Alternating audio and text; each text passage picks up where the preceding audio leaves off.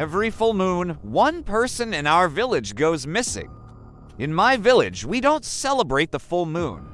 We survive it. The first time, people said it was coincidence. Old Man Dada went missing on a bright, silent night. No scream, no blood, no footprints. His door was wide open, his lantern still burning. The second month, it was a young woman named Amara. She was laughing with her friends that evening. By morning, her bed was empty. Window open, curtains moving in the cold air. After the third disappearance, we stopped pretending. Every full moon, one person vanished. The elders called a meeting in the village square. No one wanted to speak what we were all thinking. "It's the forest," someone whispered. Behind our village stood a thick, ancient forest. No one farmed near it. No one hunted inside it. Our grandparents warned us, when the moon is full, the forest watches. We thought it was just old stories meant to scare children. We were wrong. The fourth month, we tried to prepare. At sunset, everyone locked their doors. Families gathered together in one house. We prayed. We kept candles burning. Some men stayed awake with machetes and hunting rifles. At exactly 3 a.m., the dogs began to howl. Not barking, howling, then silence. The kind of silence that feels alive. I was awake. I remember staring at the clock when it stopped ticking. That's when I heard it, a slow knock, not on my door.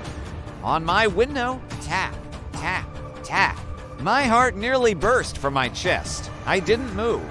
I didn't breathe. Then I heard a voice outside, my mother's voice. Open the window, it whispered softly. It's cold, but my mother was asleep beside me. I forced myself not to look.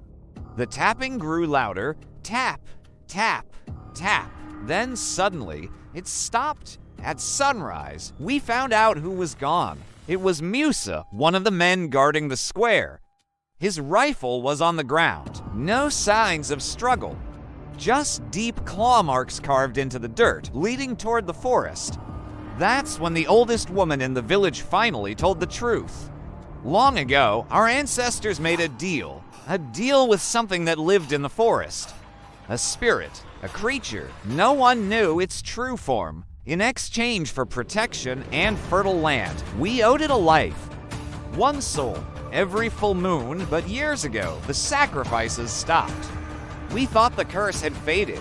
It hadn't. It was collecting what it was owed. Last night was the next full moon. We decided to end it.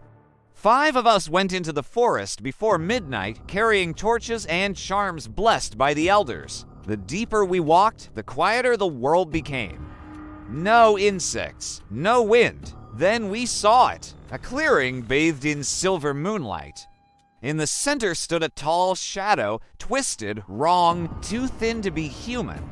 Its eyes glowed like dying embers. Around it were the missing villagers. Standing still, not dead, not alive, watching us. The creature spoke without moving its mouth. You broke the pact. Its voice echoed inside my head. You owe me. One of the men panicked and fired his gun. The forest exploded with screams. Not from the creature, from the villagers. The shadows stretched unnaturally, rising taller, darker. Swallowing the moonlight, then I will take more. The torches went out. Everything went black. I woke up at sunrise at the edge of the village, alone. The other 4 men were gone. That was 3 months ago. Now, every full moon, 5 people disappear. The debt has grown. And tonight, the moon is full again. I can hear knocking at my window. Tap, tap, tap. And this time, it's calling my name.